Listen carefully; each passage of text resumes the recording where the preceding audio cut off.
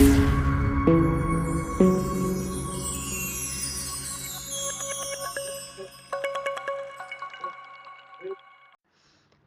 మండలం కన్నూతలోని రామరెడ్డి సుబ్బరామిరెడ్డి ఇంజనీరింగ్ కళాశాలలో గురువారం ఫౌండర్ ట్రస్టీ సభ్యులు స్వర్గీయ రామరెడ్డి లక్ష్మీనారాయణ రెడ్డి గారి జ్ఞాపకార్థం మెగా రక్తదాన శిబిరం నిర్వహించారు.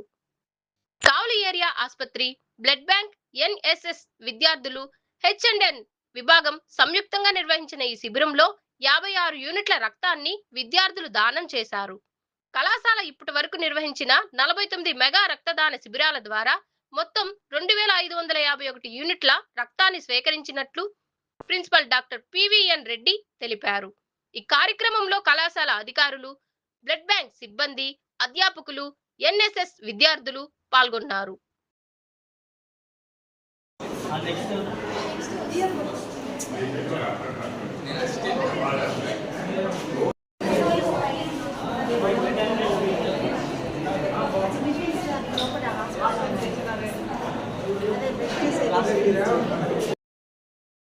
రామిరెడ్డి లక్ష్మీనారాయణ రెడ్డి గారి వర్ధంతి సందర్భంగా మేము ఈరోజు కళాశాలలో రక్తదాన శిబిరాన్ని అరేంజ్ చేయడం జరిగింది.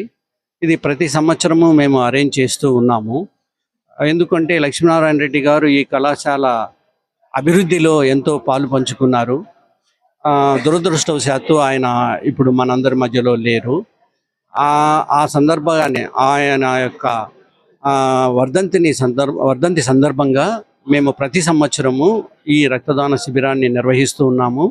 ఇప్పటి వరకు 3000 లీటర్ల పైన రక్తదానాన్ని మేము వివిధ హాస్పిటల్స్కు డొనేట్ చేయడం జరిగింది.